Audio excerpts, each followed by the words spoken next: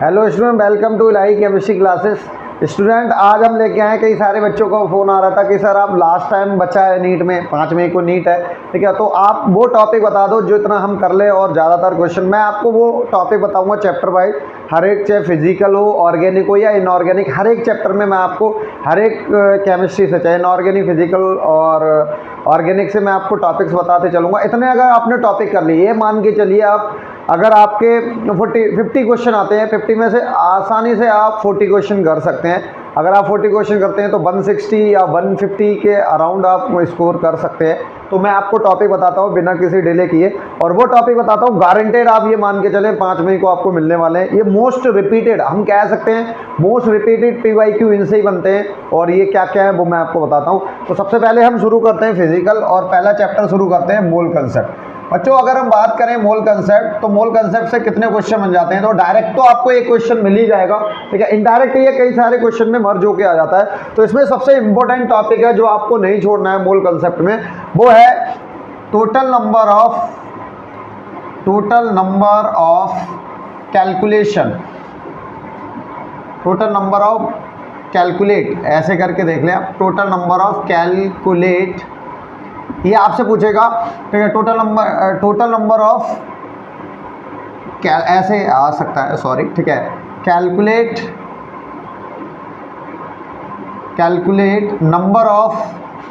Number of molecules, ऐसे question आपको मिल जाएगा, ठीक है, मॉलिक्यूल्स, ठीक है। टोटल नंबर ऑफ मॉलिक्यूल्स, ये क्वेश्चन आपको मिल जाएगा। कैसे निकालते हैं तो आपको पता होगा, ठीक है, मोल इंटू Na से मल्टीप्लाई करते हैं। दूसरा आता है कैलकुलेट नंबर ऑफ एटम्स, ठीक है। ऐसे क्वेश्चन आपको बहुत आसानी से मिल जाएगा कि which of the following multiple has the maximum number of atoms, maximum number of molecules, maximum number of mole. ये क्वेश्चन आता नहीं ज़्यादा था, तो आप ये मान के चले ये टाइप का क्वेश्चन है, आप मोल कंसेप्ट से जरूर करके जाए। तीसरा, अगर हम बात करें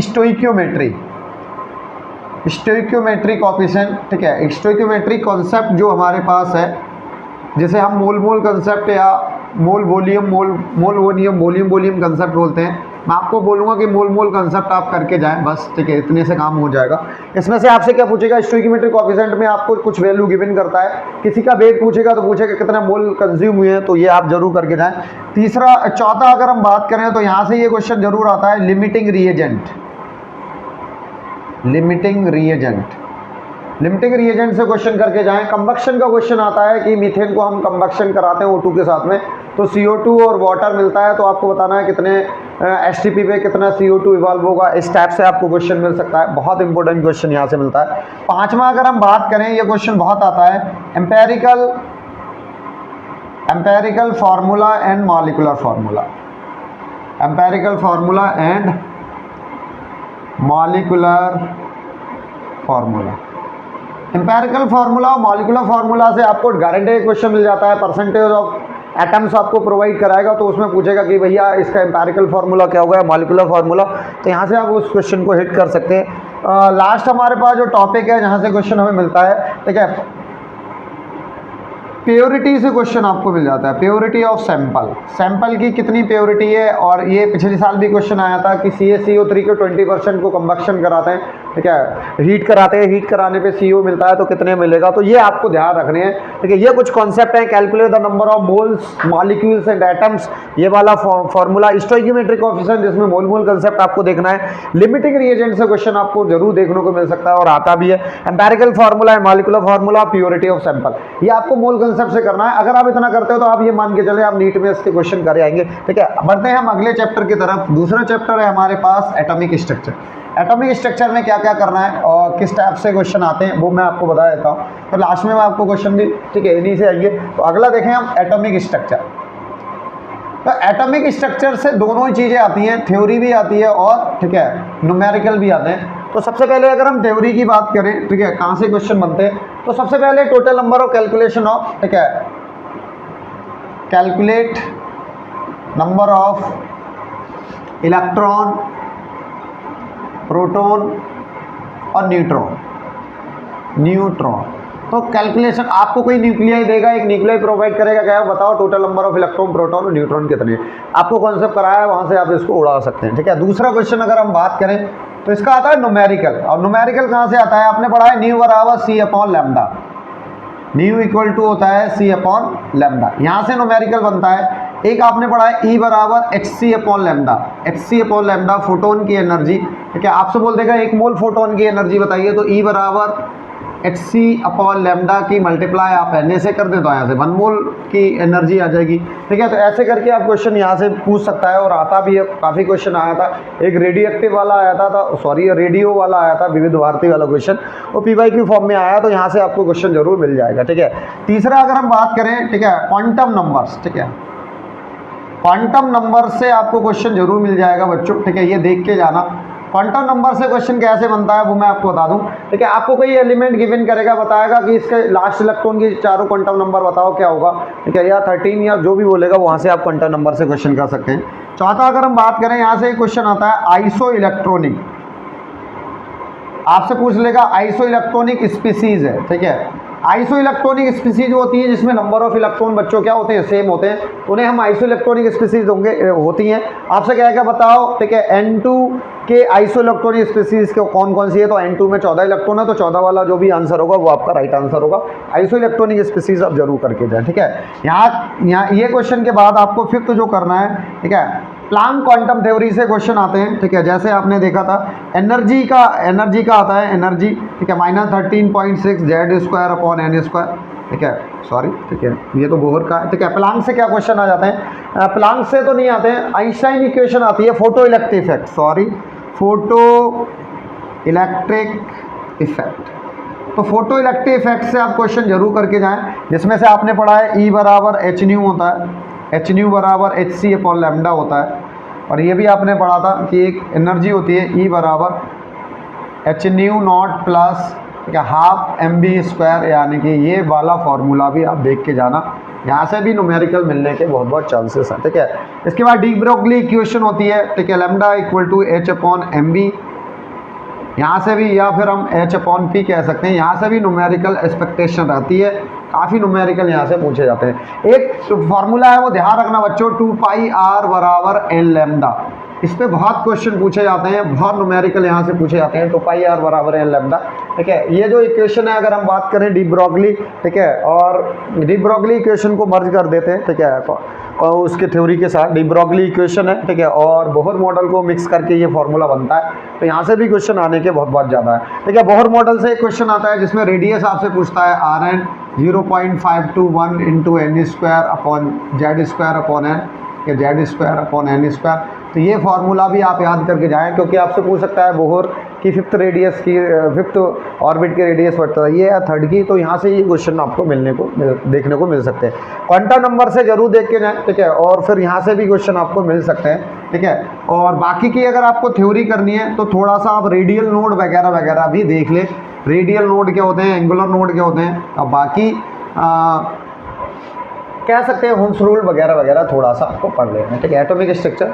इसके बाद अगर हम बात करें पीरियोडिक टेबल, पीरियोडिक टेबल से क्या आता है, तो पीरियोडिक टेबल से अगर हम बात करें ज़्यादातर क्वेश्चन आते हैं ट्रेंड्स। ठीक है, जितनी भी ट्रेंड्स हैं, ठीक है, चाहे वो आयनाइजेशन एंथैल्पी हो, ठीक है, आयनाइजेशन एंथैल्पी हो, ठीक है, इलेक्ट्रॉन एफिनिटी हो, इलेक्ट्रॉन एफिनिटी, ठीक है, electronegativity, atomic radii, atomic radii से बहुत क्वेश्चन आते हैं, ध्यान रखना, एटॉमिक रेडियाई। ठीक है, एटॉमिक रेडियाई है, ठीक है, यहाँ से आयनिक रेडियाई है, एटॉमिक रेडियाई, ये यहाँ से क्वेश्चन आपको जरूर मिल जाएंगे। दूसरा अगर हम बात करें यहाँ से क्वेश्चन कैसे आते हैं, ऑक्साइड से रिलेटेड आते हैं, जैसे एम्फोटेरिक ऑक्साइड है। ठीक है, एम्फोटेरिक ऑक्साइड आपसे पूछ सकता है कौन कौन से एम्फोटेरिक ऑक्साइड है। ठीक है, बेसिक ऑक्साइड कौन कौन से, बेसिक और ठीक है एसिडिक। अब इसमें मैंने आपको लिखाया था कि कौन कौन क्या बनाता है, बेसिक एस ब्लॉक के एलिमेंट बनाते हैं, एसिडिक पी ब्लॉक के एलिमेंट बनाते हैं, कुछ को छोड़कर। ठीक है, एम्फोटेरिक, ठीक है, मेटोलाइट्स बनाते हैं, वो आपको पता होगा। ठीक है, इसकी शॉर्ट ट्रिक भी मैंने आपको करा रखी है। तीसरा अगर हम देखें यहाँ से क्वेश्चन किस टाइप के आते हैं, तो आपको कुछ क्वेश्चन है जो आपको ध्यान रखना है, जैसे बोरोन, नाइट्रोजन, कार्बन, ऑक्सीजन। ठीक है, सॉरी ये वाला लो ट्रेंड, ये बहुत आता है, बेरिलियम, बोरोन, कार्बन, नाइट्रोजन, इनको अरेंज कराएगा आयनाइजेशन एंथैल्पी में। तो ध्यान रखना बेरिलियम की बोरोन से क्या हो जाती है, ज़्यादा हो जाती है, ठीक है, क्योंकि उसमें पेनिट्रेशन पावर क्या होती है इस ब्लॉक में, एस ऑर्बिटल में ज़्यादा होती है। इसके कंपैरिजन में बोरोन के कंपैरिजन में बेरिलियम की आयनाइजेशन एंथैल्पी भी ज़्यादा हो जाती है।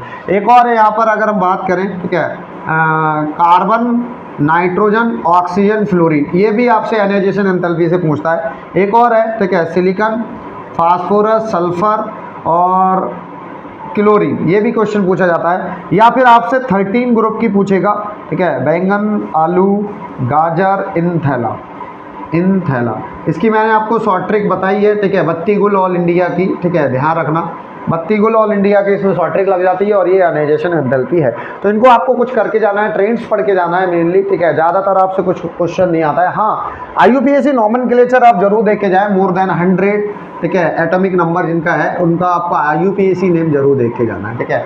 IUPAC सेकंड क्वेश्चन अगर हम देखें तो IUPAC नेम जरूर देख जाना, ठीक है, IUPAC नेम मोर देन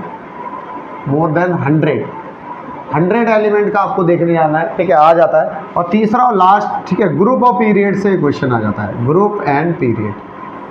आपको एक क्वेश्चन देगा और उसमें बताओ ये इसका ग्रुप क्या है, पीरियड क्या है। तो मैंने सब आपको शॉर्ट ट्रिक में बताया, लॉन्ग मेथड भी बताया, तो यहाँ से आप इस क्वेश्चन को कर सकते हैं, ठीक है। आते हैं हम अगले चैप्टर की तरफ और वो है हमारे पास केमिकल बॉन्डिंग।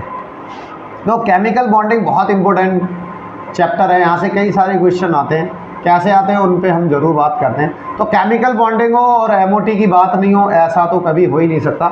MOT से बहुत क्वेश्चन आते हैं, ऑर्डर आपसे पूछ सकता है, स्ट्रेंथ पूछ सकता है कौन सा ज़्यादा स्टेबलाइज है, पैरामैग्नेटिक करेक्टर आपसे पूछ सकता है, ठीक है, स्टेबिलिटी आपसे पूछ सकता है। तो MOT मैंने आपको कराई है, ठीक है, 14 से ज़्यादा इलेक्ट्रॉन है तो अलग इलेक्ट्रॉनिक कॉन्फ़िगरेशन है, 14 से कम होते हैं तो अलग है, वो मैंने आपको कराई है। वो सारे क्वेश्चन आप करके जाएं, जरूर रहे, ध्यान रहे, MOT से क्वेश्चन गारंटेड आपको मिलने वाला है बच्चों। तो MOT आप बिल्कुल छोड़ के नहीं जाएँ, सारे क्वेश्चन कवर करके जाएँ, ठीक है। इसके बाद दूसरा अगर हम बात करें तो यहाँ से बचता है हाइब्रिडाइजेशन तो पूछ ही लेगा, और साथ में आपको BSEPR, ठीक है, BSPR थ्योरी भी साथ में कवर करनी है, क्योंकि आपसे पूछ सकता है बताओ कौन सा, ठीक है, पेंटागोनल, बायपिरामिडल होगा या स्क्वायर प्लेनर होगा, या आपको मॉलिक्यूल दे देगा, पूछेगा ज्योमेट्री क्या होगी। एक चीज़ ध्यान रखना, PCl5 से रिलेटेड क्वेश्चन पूछता है कि PCl5 में एक्सियल और इक्वेटोरियल बॉन्ड्स होते हैं। जैसे अगर हम बात करें sp3d में, ठीक है, तो उसमें किसकी बॉन्ड लाइन ज़्यादा होती है, क्यों होती है, वो सारे के सारे आप पढ़ के जाना, मैंने सब आपको कराया है, ठीक है। तो ये ध्यान रखना, हाइब्रिडाइजेशन और BSPR थ्योरी से क्वेश्चन आपको जरूर मिल जाएगा। तीसरा अगर हम बात करें तो यहाँ से रहता है एक टॉपिक डायपोल मूवमेंट। बच्चों यहाँ से डायपोल मूवमेंट से बहुत क्वेश्चन आपको मिल जाते हैं कि कौन सा डायपोल मूवमेंट किसका नॉन जीरो होगा, किसका जीरो होगा, तो यहाँ से भी आप क्वेश्चन को कर सकते हैं और ये आने वाला टॉपिक में से एक है।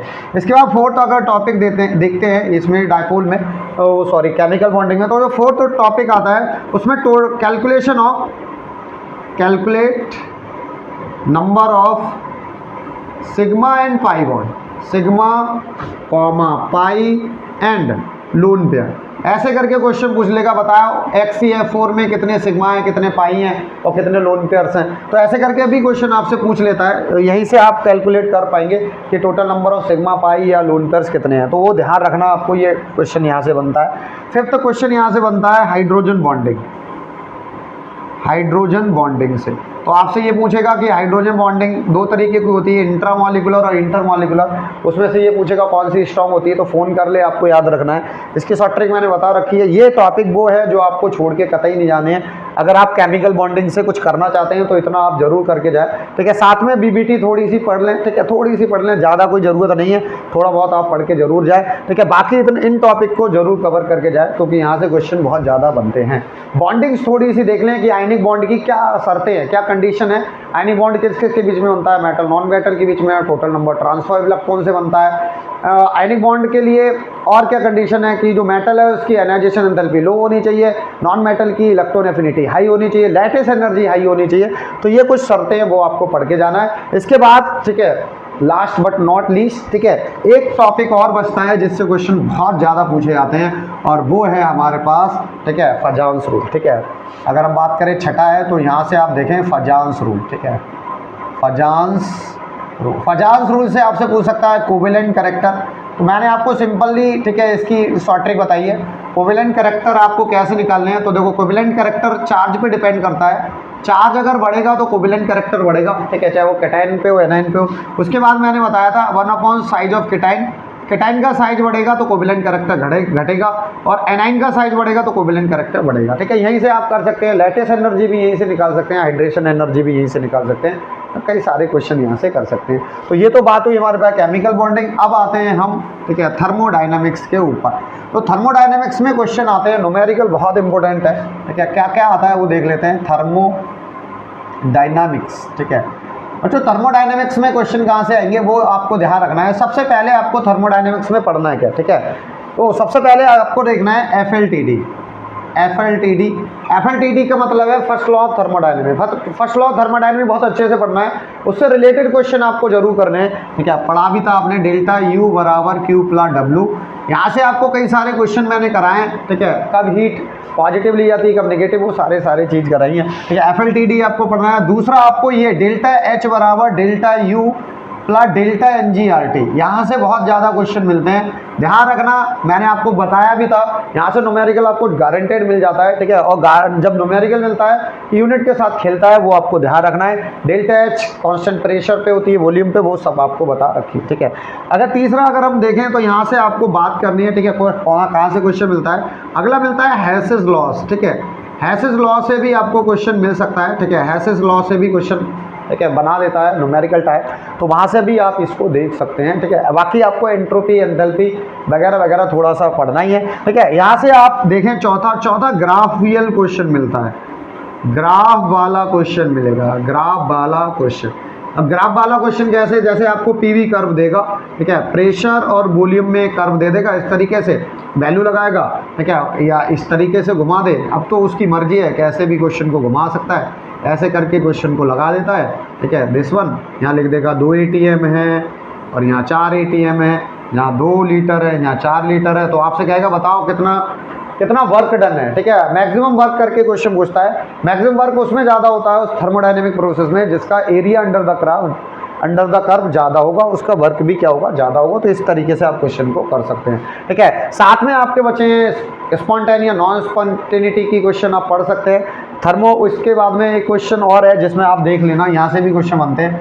डेल्टा G बराबर delta G not plus NRT ln QC है, ठीक है। यहाँ से भी क्वेश्चन बनते हैं, मगर ये केमिकल इक्विलिब्रियम में आता है, ठीक है। यहाँ पर क्वेश्चन बना सकता है, ऐसी कोई बात नहीं है, ठीक है। ये क्वेश्चन आप ध्यान रखना, काफ़ी क्वेश्चन यहाँ से बनते हैं, ठीक है। न्यूमेरिकल और हेसिस लॉ वगैरह आप यहाँ से कवर करके जाएंगे, ठीक है। बढ़ते हैं हम अगले चैप्टर के तरफ, chemical and ionic. Chemical equilibrium पहले कवर करते हैं। पहले हम करते हैं केमिकल इक्विलिब्रियम। केमिकल इक्विलिब्रियम से सबसे पहले आपको पढ़ना है KP और KC में relation. KP equal to KC RT के पावर डेल्टा है। यहाँ से काफ़ी क्वेश्चन आपको देखने को मिल जाते हैं, KP KC से काफ़ी रिलेशन से क्वेश्चन मिल जाते हैं। तो ये पहला टॉपिक है जो आपको याद रखना है, ठीक है। दूसरा टॉपिक है unit of KP and KC। Unit देखना है KP एंड KC, और इसका डिपेंडेंस देखना है, किस पे डिपेंड करता है, टेम्परेचर पे करता है या कंसंट्रेशन पे, वो जरूर पढ़ के जाना, वो मैं अपने आपको कराया भी है। बाकी आपको तीसरा बताया था कैलकुलेशन ऑफ KC। मैंने कैलकुलेशन ऑफ KC कराया था, उसमें मैंने आपको बताया था अगर किसी रिएक्शन को हम रिवर्स कर देते हैं तो उसका KC 1/KC होता है। मल्टीप्लाई करते हैं तो स्क्वायर लग जाता है, डिवाइड करते हैं तो उसी से डिवाइड हो जाता है। और एक से ज़्यादा मल्टीपल रिएक्शंस होती हैं, उनका अगर आपको K इक्विलिब्रियम निकलवाता है तो अगर उन्हें जोड़ेंगे तो मल्टीप्लाई हो जाएगी उनकी इक्विलिब्रियम में, और घटाएंगे तो डिवाइडेशन हो जाता है, ठीक है। ये आपको ध्यान रखना है, ठीक है। ये यहाँ से क्वेश्चन आपको जरूर मिलने वाले हैं। और कुछ क्वेश्चन ऐसे मिलते हैं जैसे आपको मैंने कराए हैं, ठीक है। डिग्री ऑफ डिसोसिएशन से भी क्वेश्चन मिलते हैं कि 50% डिसोसिएट हो जाता है तो इक्विलिब्रियम पे इनकी कंसंट्रेशन बताइए। इस टाइप से भी क्वेश्चन आपको मिल सकते हैं, तो वो भी आप यहाँ से कवर करके जाएंगे। लास्ट क्वेश्चन इससे जरूर ये टॉपिक देखे जाए, ली चैटेलियर प्रिंसिपल, ठीक है। तीसरा आप देखें ली चैटेलियर प्रिंसिपल, आप जरूर देखें, इनसे काफ़ी क्वेश्चन बनते हैं, ठीक है। और आपको बताया भी है किस टाइप के क्वेश्चन बनेंगे, तो ली चैटेलियर प्रिंसिपल आप जरूर करके जाए, वहाँ से आपको ये क्वेश्चन मिल जाएंगे कि कंसंट्रेशन का क्या इफेक्ट होता है, टेम्परेचर का क्या इफेक्ट है, प्रेशर का क्या इफेक्ट है, वॉल्यूम का क्या इफेक्ट है, या फिर हम किसी, ठीक है, नोबल गैसेस को मिक्स करते हैं तो क्या इफेक्ट है, कब पड़ेगा इफेक्ट, कब नहीं पड़ेगा, वो सारे के सारे आप कवर करके जाए, ठीक है। इसके बाद हम आ जाते हैं आयनिक इक्विलिब्रियम पर, ठीक है। Ionic equilibrium ionic equilibrium. देखो आयनिक इक्विलिब्रियम में सबसे पहले ठीक है एसिड बेस थ्योरी आपको जरूर कर लेनी है, ठीक है, acid and base theories, base theories, ठीक है, एसिड बेस थ्योरीज काफ़ी कराई है, ठीक है, लुइस एसिड बेस थ्योरी है, ठीक है, ब्राउनस्टेन लॉरी है, ठीक है, और आरेनियस, ठीक है, तो ये आपको करके जाना है। दूसरा अगर आप टॉपिक देखें पीएच से, ठीक है, पीएच से न्यूमेरिकल बहुत आते हैं, तो आप ध्यान रखना पीएच से तो न्यूमेरिकल भैया आपको मिलेगा, ठीक है, कैलकुलेशन ऑफ पीएच से न्यूमेरिकल बहुत मिलते हैं, आप जरूर करके जाना, ठीक है, न्यूमेरिकल यहाँ से जरूर मिलेगा, पीएच से एक न्यूमेरिकल आपको गारंटेड मिल जाएगा, ठीक है, तो न्यूमेरिकल आप जरूर देखे जाए, ठीक है। न्यूमेरिकल के साथ साथ अगर मैं बात करूँ एसिडिक बफर सॉल्यूशन, यहाँ से आपको पूछ सकता है कौन सा बफर सॉल्यूशन है। अब बफर सॉल्यूशन कितने टाइप के होते हैं वो भी मैंने आपको बताया, एसिडिक बफर, बेसिक बफर होते हैं, कब एसिडिक बनता है कब बेसिक बनता है वो सब मैंने आपको कराया। दूसरी बात calculation of pH of buffer solution, यहाँ से क्वेश्चन बहुत मिलता है, calculation of pH of buffer solution, ध्यान रखना बहुत क्वेश्चन बनते हैं और मैंने आपको कराए जिन्हें हम हेंडरसन इक्वेशंस कहते हैं, वो मैंने सब आपको कराया, सब तरीके कराए। देखो पीएच का क्वेश्चन आपको जरूर मिलेगा, चाहे वो ठीक है, चाहे वो स्ट्रॉन्ग एसिड बी बेस का मिले या मल्टीपल एसिड्स का मिले, मल्टीपल बेस का बने या सॉल्ट का मिले, तो वो आपको ध्यान रखना है। तो यहाँ से पीएच आप जरूर करके जाए। और लास्ट बट नॉट लीस्ट, ठीक है, ये बचता है आपका, ठीक है, ये है सॉल्युबिलिटी प्रोडक्ट। सॉल्युबिलिटी प्रोडक्ट से भी आपको क्वेश्चन एक मिल जाएगा, ठीक है, काफ़ी क्वेश्चन आते हैं, मैंने काफ़ी क्वेश्चन आपको सॉल्युबिलिटी प्रोडक्ट पे करा रखे हैं, तो वो भी आप न्यूमेरिकल यहाँ से करके जाएं। मैं एक्सपेक्टेशन मेरी ये रहती है कि यानी से आपको न्यूमेरिकल मिलना चाहिए और गारंटेड आपको न्यूमेरिकल मिलेगा और आसानी से आप कर सकते हो, काफ़ी वैरायटी ऑफ न्यूमेरिकल मैंने आपको करा रखे हैं, ठीक है। इसके बाद हम बढ़ते हैं अगले टॉपिक पर जिसका नाम है रिडॉक्स रिएक्शन, ठीक है। रिडॉक्स रिएक्शन में क्या क्या आता है वो देख लेते हैं हम। रिडॉक्स रिएक्शन, तो रिडॉक्स रिएक्शन में अगर हम बात करें तो क्या आएगा, सबसे पहले ऑक्सीडेशन नंबर, ठीक है, एक स्पेसिफिक एटम दे देगा, ठीक है, और पूछेगा कि भी ऑक्सीडेशन नंबर बताओ, ठीक है, ऑक्सीडेशन नंबर से क्वेश्चन आपको मिल जाएगा, कैलकुलेट द ऑक्सीडेशन नंबर। अब ऑक्सीडेशन नंबर कहाँ से मिलेगा, दो ये क्वेश्चन है जो आपसे पूछ सकता है CrO5 में, Cr की H2SO5 में, ठीक है, सल्फर की कैरोज एसिड है, नाम से भी पूछ सकता है कैरोज एसिड में सल्फर की ऑक्सीडेशन नंबर क्या है। मार्शल एसिड H2SO8 में सल्फर की आपसे पूछ लेगा, ठीक है, और ओलियम वगैरह, ठीक है, पूछता नहीं है, चलो लेते दें। H2SO7 में आपसे सल्फर पूछ सकता है, ठीक है, CaOCl2 में आपसे क्लोरीन की पूछ सकता है, ब्लीचिंग पाउडर में आप क्लोरीन की ऑक्सीडेशन नंबर बताइए।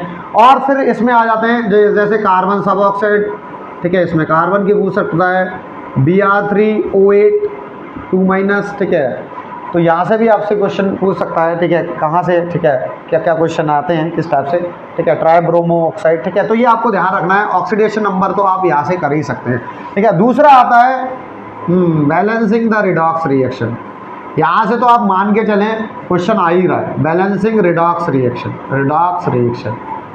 तो कोई रिडॉक्स रिएक्शन देगा वो आपसे बैलेंसिंग कराएगा। तो मैंने दो बैलेंसिंग आपको कराई है, एक तो आयन इलेक्ट्रॉन मेथड बताया, ठीक है, दूसरा ऑक्सीडेशन नंबर मेथड। मैंने आपको बताया था ऑक्सीडेशन नंबर मेथड शॉर्ट पड़ जाएगा, इजी है। कैसे क्वेश्चन आता है, तो ऐसे करके क्वेश्चन दे देता है MnO4- प्लस C2O4 2- प्लस, ठीक है, H प्लस। अब यहाँ पर देखो, यहाँ X लगा दे, यहाँ Y लगा दे, यहाँ पर Z लगा दे, ठीक है, एरो करके आपको दे देगा, दे दे बढ़िया बात है, नहीं देता है तो और दिक्कत बात है, ठीक है, Mn2 plus CO2 plus of H2। अब ये आपको दे देगा तो आपसे क्वेश्चन पूछ सकता है, ये पूछ सकता है बताओ X क्या होगा, Y क्या होगा और Z क्या होगा। कभी कभी चूना लगा देता है, कह देता है X plus Y plus Z का सम क्या होगा। कभी कभी और चूना लगाता है XY अपॉन Z की वैल्यू क्या होगी। तो क्वेश्चन सेम रहेंगे, ठीक है। अगर आपको XY Z निकालने आ गया तो आपको ऐड करना है, डिवाइड करना है, ठीक है। तो इस तरीके से भी क्वेश्चन आपको रिडॉक्स रिएक्शन से तो ये क्वेश्चन मिलने वाला है, ठीक है। बढ़ते हैं हम आगे अगले टॉपिक की तरफ। तो S ब्लॉक हमारे यहाँ से हट चुका है, P ब्लॉक 11th का कटी है, ठीक है, वो भी नहीं है। ऑर्गेनिक यहाँ से शुरू होती है। पहले मैं P ब्लॉक को कवर कर लेता हूँ, बचा है वो भी, ठीक है, और D&F कोऑर्डिनेशन उनको भी कवर कर लेता हूँ। तो अगर हम बात करें सॉल्यूशन पे आते हैं। सॉल्यूशन से कहाँ से क्वेश्चन मिलता है, तो सबसे पहले सॉल्यूशन की अगर हम बात करें तो सॉल्यूशन से किस टाइप के क्वेश्चन बनता है। तो पहला क्वेश्चन आपको मिल जाए मोलैलिटी, इस पर मेरी डिटेल वीडियो है। मोलैरिटी W/W परसेंटाइल वगैरह वगैरह, यहाँ से आपसे क्वेश्चन मिल जाता है। कंसंट्रेशन टर्म्स पूछ लेता है तो वो आपको यहाँ से बताइए। मोलैरिटी और मिक्सचर आपको बताया था, वहाँ से आप कर लेना। सॉल्यूशन पे तो डिटेली वीडियो मैंने बना रखी है, ठीक है। इसके बाद दूसरी कॉलिगेटिव प्रॉपर्टी। कॉलिगेटिव प्रॉपर्टी से न्यूमेरिकल आपको मिल जाएगा, बहुत चांसेस हैं कॉलिगेटिव प्रॉपर्टी से न्यूमेरिकल मिल जाए। 4 कॉलिगेटिव प्रॉपर्टी वो आपने देखा, ठीक है। तीसरा अगर हम बात करें एजियोट्रोप्स, ठीक है, एजियोट्रोप्स से आपको क्वेश्चन मिल जाएगा, आपसे पूछ सकता है मैक्सिमम बॉइलिंग एजियोट्रोप कौन बनाता है, मिनिमम बॉइलिंग एजियोट्रोप कौन बनाता है। चौथा अगर हम बात करें पॉजिटिव नेगेटिव डेविएशन वाले जो सॉल्यूशन है वो पूछ लेगा कि कौन सा विच ऑफ द फॉलोइंग, ठीक है, solution make the positive deviation from Rawls law and negative deviation from Rawls law. तो इसे आप कवर कर सकते हैं, ये आप, ठीक है, कर सकते हैं, ठीक है, ज़्यादा कुछ है नहीं। ऑस्मोसिस, ऑस्मोटिक प्रेशर क्या होता है, आइसोटोनिक सॉल्यूशन क्या होते हैं, ठीक है, वो सब मैंने आपको करा रखे हैं, उनमें से आपको करना है, ठीक है। बढ़ते हैं हम इलेक्ट्रोकेमिस्ट्री की तरफ। इलेक्ट्रोकेमिस्ट्री से क्या क्वेश्चन बनते हैं उन पर हम बात कर रहे हैं, ठीक है। इलेक्ट्रोकेमिस्ट्री, तो इलेक्ट्रोकेमिस्ट्री से ज़्यादातर जो क्वेश्चन आते हैं, पहला जो क्वेश्चन आता है नस्ट इक्वेशन। नस्ट इक्वेशन से बहुत क्वेश्चन आते हैं। ये मान के चले अगर आप इलेक्ट्रो की बात कर रहे हो तो नस्ट इक्वेशन नहीं है, ऐसा हो नहीं सकता। तो नस्ट इक्वेशन आप जरूर देख के जाएं, यहाँ से क्वेश्चन जरूर बनता है।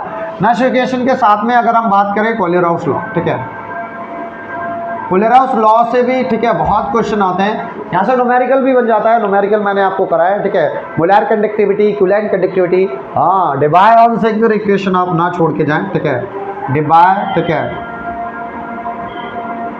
डेबाय-ऑन-सेंगर इक्वेशन।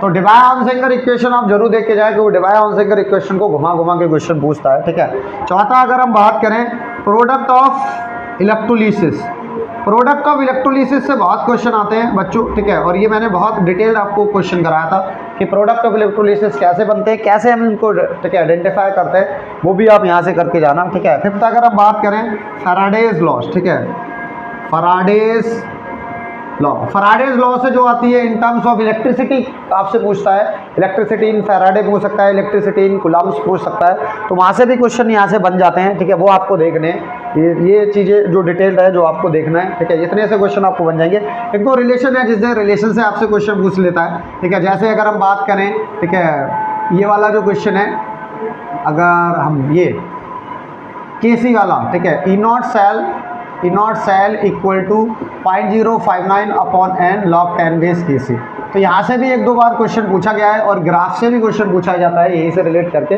वो मैंने आपको बता दिया था क्या करना है, ठीक है। वहाँ से आप ये क्वेश्चन कर सकते हैं। इतने टॉपिक कर लो, इतने से आप ये मान के चलें सारे क्वेश्चन कर आएंगे, ठीक है। बढ़ते हैं हम अगले टॉपिक की तरफ, और इसमें अगला चैप्टर है और वो है हमारे पास केमिकल काइनेटिक्स, ठीक है।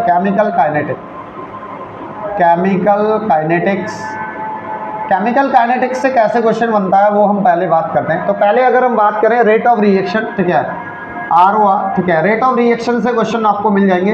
रेट ऑफ डिसअपीयरेंस या अपीयरेंस, इस टाइप से क्वेश्चन आपको मिल जाते हैं, ठीक है। रेट ऑफ रिएक्शन आपको, और इसको फैक्टर्स, रेट ऑफ रिएक्शन को अफेक्ट करने वाले फैक्टर्स भी आप साथ साथ देख के चले, क्योंकि क्वेश्चन वहाँ से भी मिल जाते हैं। दूसरा अगर हम बात करें, ठीक है, क्या कहाँ से क्वेश्चन बनते हैं, तो यहाँ से बनते हैं मॉलिक्यूलैरिटी, ऑर्डर ऑफ रिएक्शन, यहाँ से भी आपको 1-2 क्वेश्चन मिल जाता है, ठीक है। और इसके बाद में तीसरा अगर हम बात करें फर्स्ट और जीरो ऑर्डर रिएक्शन, फर्स्ट और जीरो ऑर्डर रिएक्शन में मैं आपको बता दूं इनका वही सारे ग्राफ भी बहुत अच्छे से करने हैं, तो ग्राफ भी आपको मिल जाता है। इसमें से ये जरूर देख के जाना है, ठीक है। फर्स्ट ऑर्डर रिएक्शन क्या होता है, KT = 2.303 log 10 base A/A- of AR0 upon RT, ठीक है। ये आपको क्वेश्चन करने हैं, यहाँ से न्यूमेरिकल भी मिल जाएगा, जीरो या फर्स्ट ऑर्डर से न्यूमेरिकल आपको जरूर मिल जाएगा, ठीक है। चौथा अगर हम बात करें तो आरेनियस इक्वेशन, ठीक है, आरेनियस इक्वेशन से भी क्वेश्चन आपको बहुत अच्छा मिल जाता है। आरेनियस इक्वेशन से क्वेश्चन कैसे पूछता है, ठीक, कई सारे क्वेश्चन आते हैं, मैंने आपको कई सारे डिटेल्ड क्वेश्चन कराए। आरेनियस इक्वेशन से क्वेश्चन जरूर जाना, हो स्लोप भी यहाँ से पूछ लेता है, ये भी ध्यान रखना। पांचवा अगर हम इसका डिटेल टॉपिक देखें जहाँ से ये क्वेश्चन पूछता है, ठीक है, यूनिट वगैरह तो यहाँ से आती नहीं है, ठीक है। हाँ, इस टाइप का क्वेश्चन पूछता है, रिएक्शन मैकेनिज्म से जरूर पूछ लेता है, रिएक्शन मैकेनिज्म दे देता है, और उसमें पूछता है बताओ कौन सी स्लोएस्ट स्टेप है, कौन सी जिससे रेट डिफाइन, ठीक है, RDX कौन सा हो सकता है, तो इस टाइप से क्वेश्चन आपको बना देगा। इतनी चीज़ें आपको करके जानी है, बाकी ज़्यादा आपको करना नहीं है, ठीक है। ग्राफ जरूर देख लेने, ग्राफ इससे आते भी हैं, तो ग्राफ आपको कर भी लेने हैं, ठीक है। इसके बाद अगर हम बात करें D and F, D and F block element, ठीक है। तो यहाँ से काफ़ी क्वेश्चन आते हैं। सबसे पहले आपको ये देखना है कि ट्रांजिशन और डी एंड एफ, ठीक है। सबसे पहले आपको ये देखना है कि जो डी ब्लॉक एलिमेंट है, अगर मैं बात करूँ, ठीक है, transition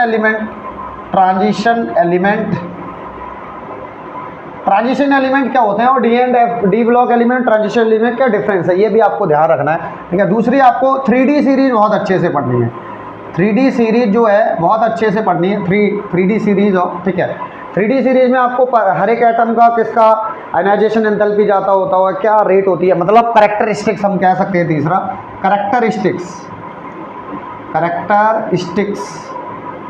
characteristics of D block element, ठीक है। उसमें सारे कुछ आते हैं, एनिक रेडियाई, ठीक है, एटॉमिक रेडियाई, आयनाइजेशन पोटेंशियल, ठीक है, और मैग्नेटिक बिहेवियर, कलर फॉर्मेशन, ठीक है, मैग्नेटिक मूवमेंट, ठीक है, और मैग्नेटिक प्रॉपर्टीज, इंटरस्टिशियल कंपाउंड कौन बनाते हैं, क्यों बनाते हैं, तो ये सारे के सारे कैरेक्टरिस्टिक्स आपको देख लेनी है। चौथा अगर मैं बात आपको बताऊं तो जो लेंथेनॉइड सीरीज है, तो लेंथेनॉइड सीरीज में जितने भी एलिमेंट हैं उनके इलेक्ट्रॉनिक कॉन्फ़िगरेशन आप जरूर देखें, ठीक है, इलेक्ट्रॉनिक कॉन्फ़िगरेशन जरूर देखें, ठीक है। पंगा है इनके इलेक्ट्रॉनिक कॉन्फ़िगरेशन में, तो मैंने आपको बताया था कैसे उसको सॉल्व कर सकते हैं पंगे को। तो लेंथेनॉइड सीरीज के जो एटम्स हैं, एलिमेंट्स हैं, उनके इलेक्ट्रॉनिक कॉन्फ़िगरेशन आपको जरूर याद रहें, ठीक है। पांचवा आपको अगर देखें यहाँ पर, ठीक है, तो इसमें आता है प्रॉपर्टीज़ के, ठीक है, KMnO4 एंड K2Cr2O7। K2Cr2O7 का method of preparation, MOP and chemical property, ठीक है, केमिकल प्रॉपर्टीज़, ठीक है। तो ये आप जरूर देख के जाएं, ठीक है, क्या केमिकल प्रॉपर्टी है और क्या इसका मेथड ऑफ प्रिपरेशन है, ठीक है। तो ये आपको इतना करना है, ठीक है। और बाकी आपको लेंथेनाइड कॉन्ट्रैक्शन बहुत अच्छे से पढ़ना है, एक्टिनाइड कॉन्ट्रैक्शन बहुत अच्छे से पढ़ना है। आपको ये पढ़ना है कि 3D सीरीज में, ठीक है, जो जिंक है ZnHg, ठीक है, ZnCdHg, ये ट्रांजिशन एलिमेंट नहीं है। क्यों नहीं है तो आपको बताया गया, ठीक है, क्यों नहीं है, ठीक है। बाकी स्कैंडियम है, कौन वेरिएबल ऑक्सीडेशन स्टेट नहीं रखता है, एंथैल्पी ऑटोमाइजेशन कौन सबसे ज़्यादा रखता है, वो सारे के सारे क्वेश्चन मैंने आपको कवर कराए हैं, वो आप करके जाए, ठीक है। यहाँ पर एक मिक्स मेटल और टॉपिक है, वो थोड़ा सा पढ़ ले, ज़्यादा वो आता नहीं है। तो डी एंड एफ से आपको इतना करना है, बाकी जितना मैंने आपको करा दिया, ठीक है, इतना ही कर ले, ठीक है। बहुत अच्छे से क्वेश्चन आप यहाँ से फंसाए आएंगे, ठीक है। बढ़ते हैं हम आगे और आते हैं कोऑर्डिनेशन कंपाउंड की तरफ, ठीक है। कोऑर्डिनेशन कंपाउंड में किस टाइप के क्वेश्चन आते हैं, कोऑर्डिनेशन कंपाउंड, ठीक है। कोऑर्डिनेशन कंपाउंड में किस टाइप के क्वेश्चन आते हैं, इन पे हम बात करते हैं। तो सबसे पहले अगर हम बात करें IUPAC, तो IUPAC नोमेनक्लेचर आप जरूर करके जाए, ठीक है, यहाँ से तो आपको क्वेश्चन मिलेंगे, ठीक है। इसके बाद दूसरा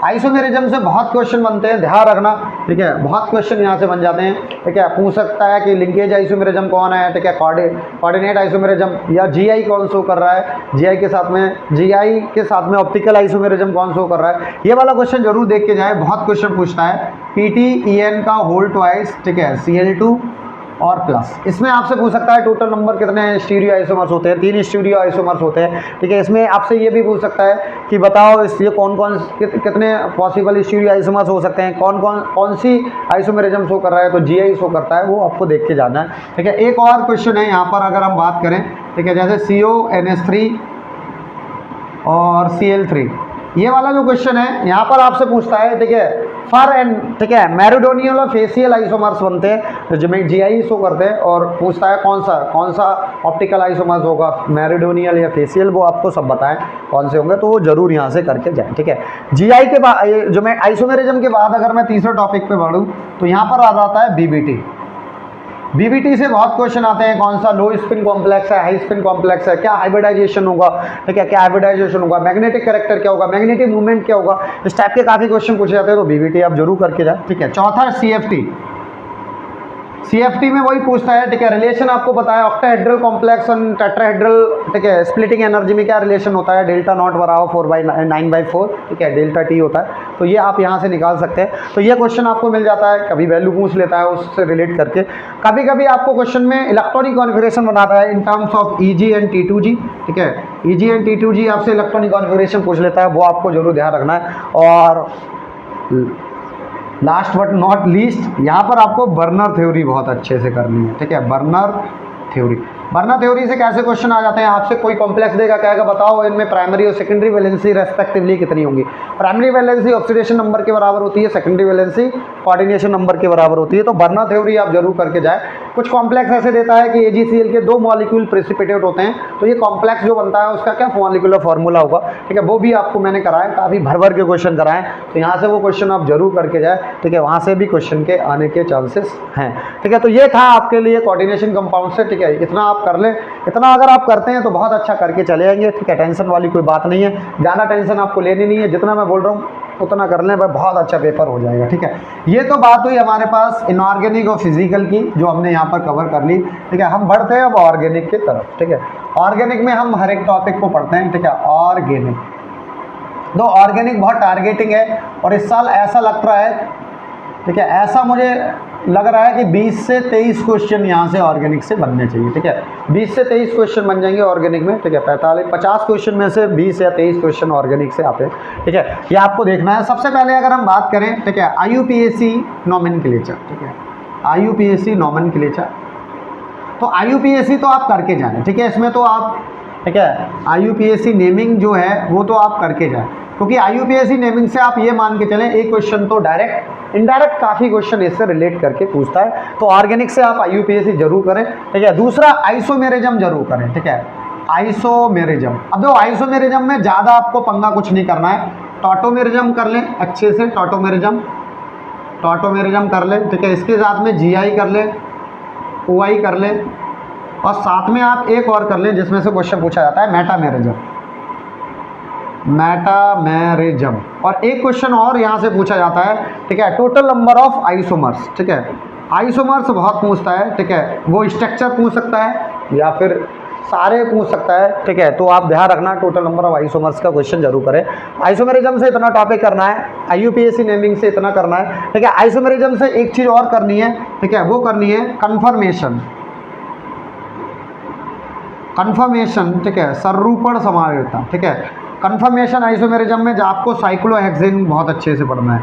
साइक्लोहेक्सेन में कई सारे, ठीक है, चेयर फॉर्म है, बॉट फॉर्म है, ट्विस्टेड बोट फॉर्म है, तो इसमें से कौन सी कैरल होती है, कौन सी ज़्यादा स्टेबिलिटी रखती है। बाकी आपको ये करना है, जैसे आपको बताए गए होंगे N-ब्यूटेन, ठीक है, N-ब्यूटेन के कन्फर्मर्स बनाए गए होंगे, गाउच, एंटी, ठीक है, स्टैगर्ड, एक्लिप्स, तो उसमें से किसकी स्टेबिलिटी ज़्यादा है। अगर H बॉन्डिंग होती है तो आपको बताया गया था कि जो गाउच होता है उसकी स्टेबिलिटी क्या हो जाती है, सबसे ज़्यादा हो जाती है, क्योंकि उसमें H बॉन्डिंग फॉर्मेशन हो जाता है। इसे आप जरूर देखे चलें, ठीक है। H बॉन्डिंग का फंडा है, तो वहाँ से डायहेड्रल बॉन्ड, ठीक है, डायहेड्रल एंगल बहुत पूछता है कि ज़्यादा स्टेबल का डायहेड्रल एंगल क्या होगा। तो मैंने आपको बताया था कि जो डायहेड्रल एंगल होता है उसकी वैल्यू कहाँ से कहाँ 0 से 60 के बीच में होती है, ठीक है, इन्हीं के बीच में रोटेट करता है। जबकि जो एंगल ऑफ रोटेशन होता है, angle of rotation theta dash बता दें, ये 0 से 360 के बीच में रोटेट करता है। जबकि डायहेड्रल क्या होता है, 0 to 60 के बीच में रोटेट करता है। ये मैंने आपको कराया है और काफ़ी क्वेश्चन इस पे कराए हैं, तो उसको आप जरूर करके जाएं। एक चीज़ मैं और वो ऐड करूँगा इसमें आइसोमेरिज्म में, ठीक है, इसको आप ना छोड़ें, ठीक है, क्योंकि मुझे इससे क्वेश्चन लग रहा है आएगा और ये मुझे पता नहीं क्यों लग रहा है, ठीक है। बाईफिनाइल्स को आप जरूर देख के जाएं, ठीक है। बाईफिनाइल्स की ऑप्टिकल आइसोमेरिज्म, जो आपको बताया था बाईफिनाइल जो होते हैं ऑप्टिकली आइसोमेरिज्म कब शो करते हैं, तो मैंने आपको बताया था कि अगर बाईफिनाइल है, ये एक्स है, ये बाई है, जेड है, ये एक्स है, ये बाई है, ये ए है और बी है, तो अगर ये चारों जगह बड़े बड़े ग्रुप लगते हैं तो ये अपने, ठीक है, रोटेशन कर लेती है, एंगल ऑफ रोटेट हो जाती है, ठीक है, अपने प्लेन से रोटेट करके, तो इसमें क्या होता है, सिमेट्री नहीं रहती है और फिर ये ऑप्टिकल आइसोमेरिज्म शो कर देती है। इस पर काफ़ी क्वेश्चन मैंने आपको कराया, SD SS ट्रिक से कराए, वो आप जरूर करके जाए, ठीक है, यहाँ से क्वेश्चन आपको मिल जाएंगे, ठीक है। इसके बाद हम बढ़ते हैं अगले चैप्टर की तरफ, ठीक है। अगला चैप्टर है हाइड्रोकार्बन, ठीक है, हाइड्रोकार्बन को कवर कर लेते हैं। तो हाइड्रोकार्बन से क्या क्या क्वेश्चन आते हैं, बहुत बढ़िया क्वेश्चन है, काफ़ी क्वेश्चन यहाँ से बन जाते हैं, ठीक है। हाइड्रोकार्बन में सबसे पहले आपको करना है, ठीक है, मेथड ऑफ प्रिपरेशन। देखो method of preparation of alkene, alkene and alkyne, ठीक है, एल्कीन और अल्काइन, ये तो आपको करना ही है, ठीक है। इनमें मैं आपको कुछ टॉपिक हैं जिनको मैं बहुत अच्छे से डिटेल कर दूं, जैसे बर्च रिडक्शन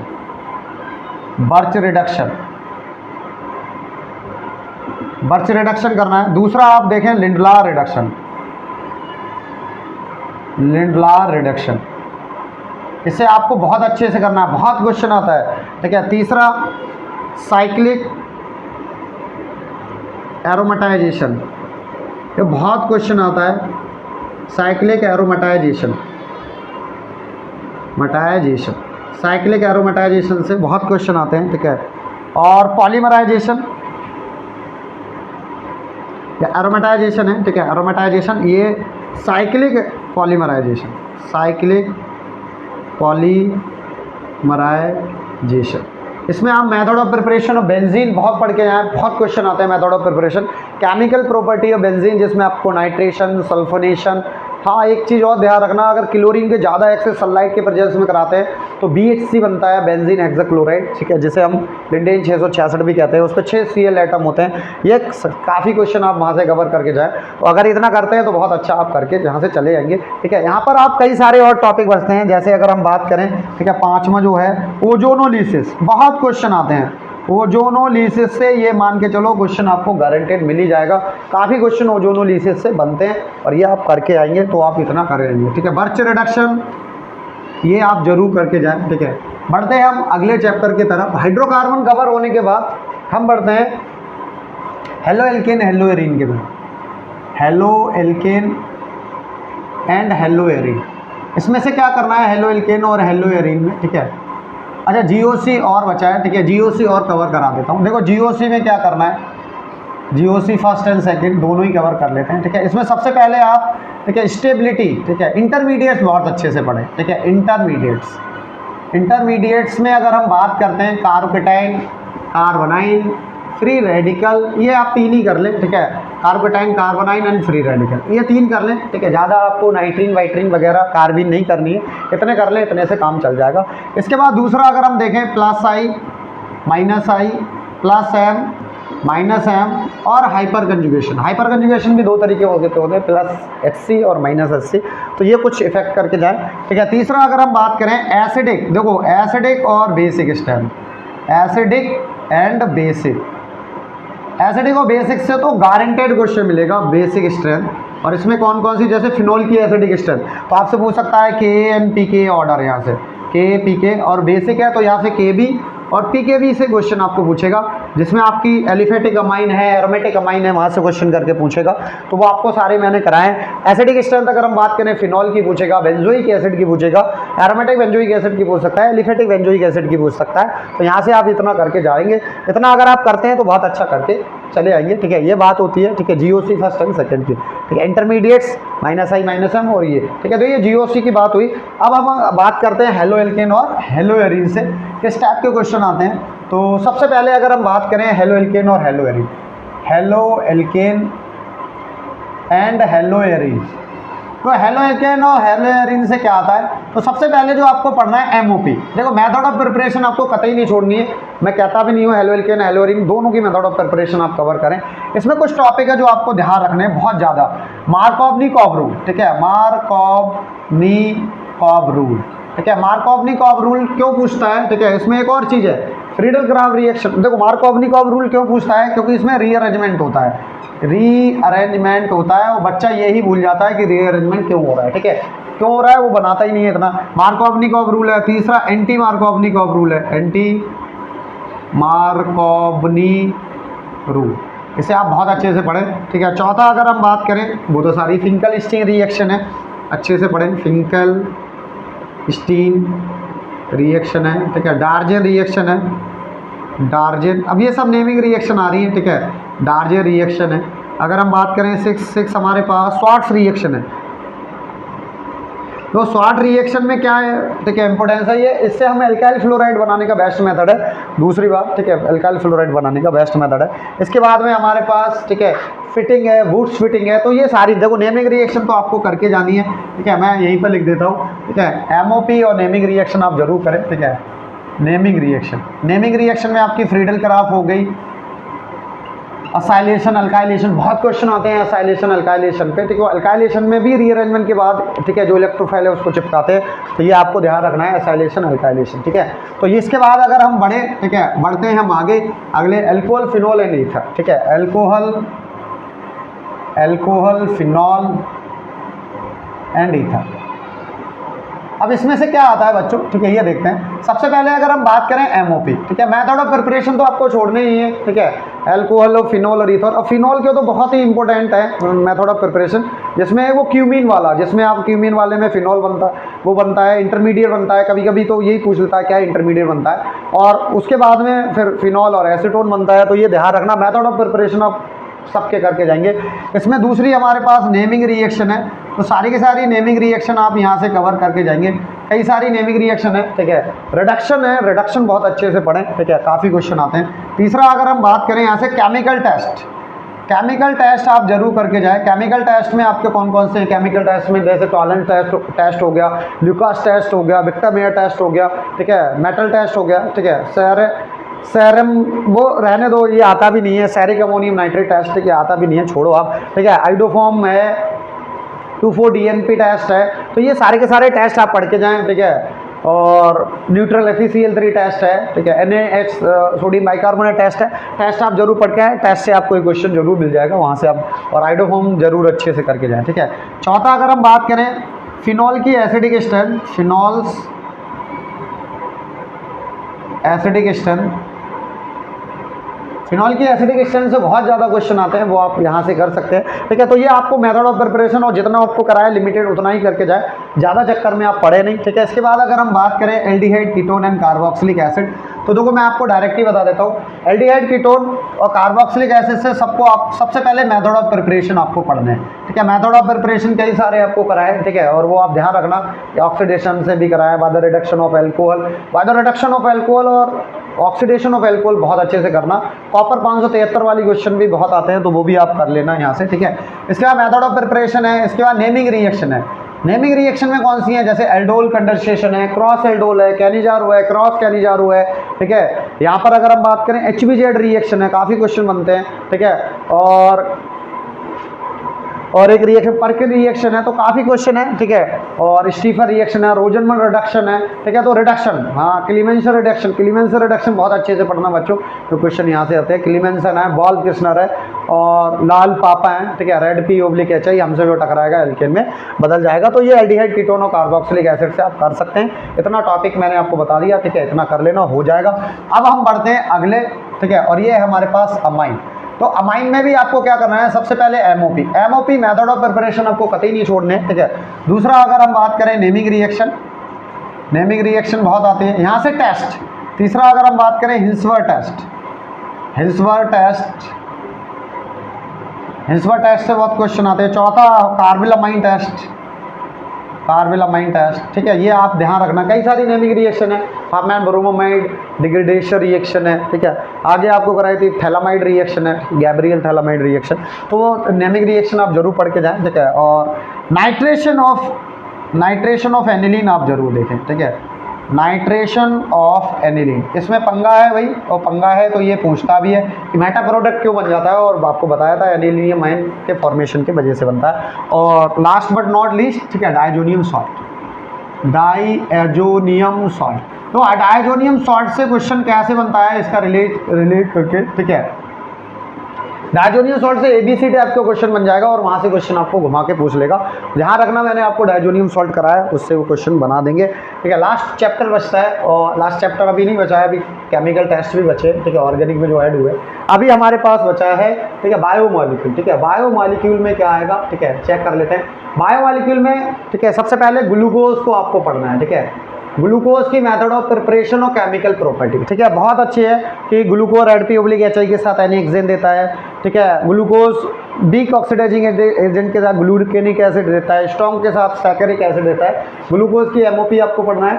सेम फ्रक्टोज की एमओपी पढ़नी है और केमिकल प्रॉपर्टी पढ़नी है। MOP and chemical property, chemical और इसका स्ट्रक्चर भी आपको पढ़ने हैं, इसके भी स्ट्रक्चर पढ़ने हैं, ठीक है।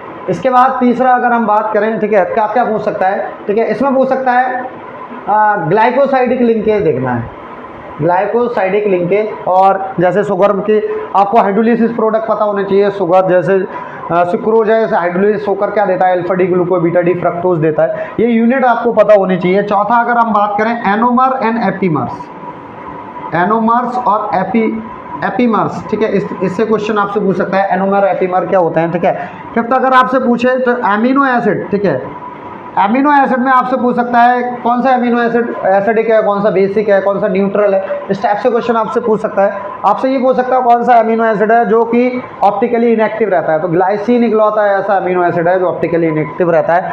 बाकी आपको ये पढ़ना है प्रोटीन को कौन स्टेबिलिटी प्रोवाइड कराता है, एच बॉन्डिंग कराती है, इंटरमॉलिकुलर अट्रैक्शंस कराते हैं, ठीक है, वंडरवल फोर्सेस कराते हैं, इलेक्ट्रोस्टैटिक फोर्स ऑफ अट्रैक्शन कराते हैं। बाकी न्यूक्लियोसाइड न्यूक्लियोटाइड क्या होते हैं, इनमें क्या डिफरेंसेस रहते हैं वो आपको पता होना चाहिए, ठीक है। इसके साथ में विटामिन, कौन कौन सी विटामिन है जो वाटर सॉल्युबल हैं, वाटर इनसॉल्युबल हैं, इनकी डेफिशिएंसी से कौन कौन सी डिजीजेज होती हैं वो आपको पता होना चाहिए, ठीक है। इतना आप अगर करते हैं तो बहुत अच्छा करके चले आएंगे, ठीक है। साथ में आपको ये भी देखना है, ठीक है, पॉलीसैकेराइड, नॉन रिड्यूसिंग और रिड्यूसिंग शुगर्स आपको जरूर देखने हैं, ठीक है। इसके बाद केमिकल टेस्ट, जो केमिकल टेस्ट पे मैंने आपको बताया था ड्यूमास टेस्ट, ठीक है, जेल्डाल वाला पढ़ लेना, बहुत अच्छे से आता है, ठीक है। क्रोमेटोग्राफी है, ठीक है, काफ़ी मेथड है, क्रोमेटोग्राफी है, सब्लिमेशन है, इनको एक बार डिटेल्ड पढ़ लेना। बस इतना अगर आपने कर लिया बच्चों, ये मान के चले 100 से ज़्यादा नंबर का आप हिट कर पाएंगे, ठीक है। मतलब जितना टॉपिक मैंने आपको बोले इतने कर लेना, ज़्यादा चक्कर में आप पढ़ना मत, ज़्यादातर PYQs यहीं से बनते हैं, ठीक है। All the best, thank you, अच्छे से तैयारी करें और 5 मई को फोड़ देना। Bye bye.